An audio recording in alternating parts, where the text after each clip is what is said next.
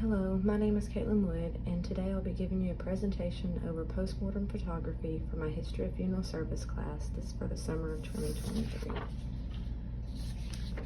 What is postmortem photography? Postmortem photographs are images taken of individuals after death. The inventions for postmortem photography. The invention of the daguerreotype is what sparked the idea of postmortem photography. The daguerreotype was the first photographic process that was publicly available, and this picture right here shows you what kind of camera they might have used for the postmortem photographs. Why is postmortem photography important? Well, deaths of infants were much higher then than what they are now, and these images that were used were often used to have a memory of loved ones. And oftentimes there were no photographs of these individuals while still living, especially children.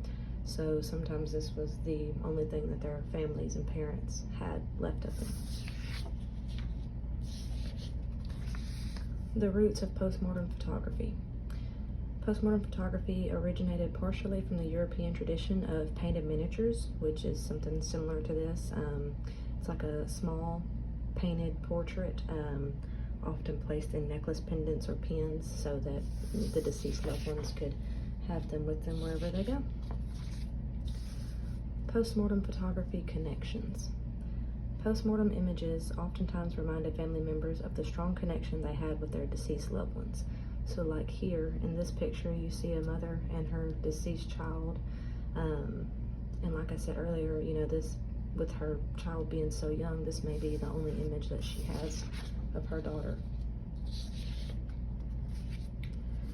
Pets postmortem photography.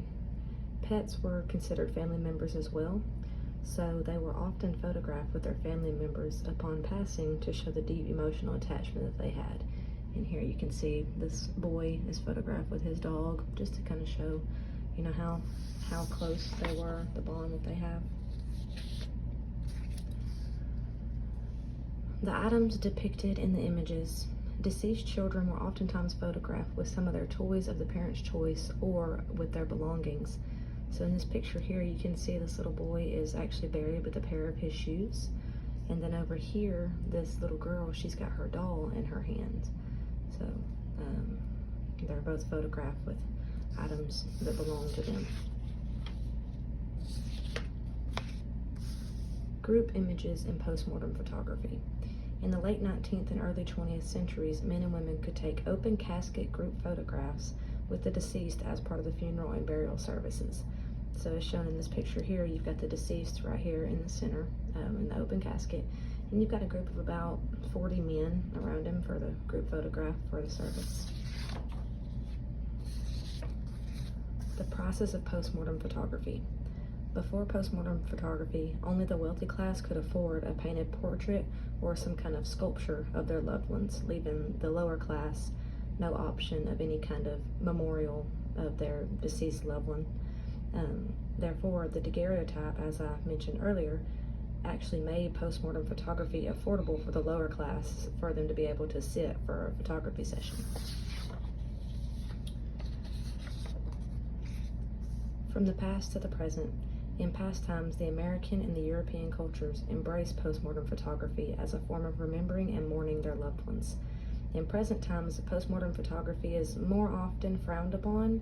You know, now if you go to any kind of funeral service, it's kind of disturbing for somebody to be taking pictures of the deceased face or body.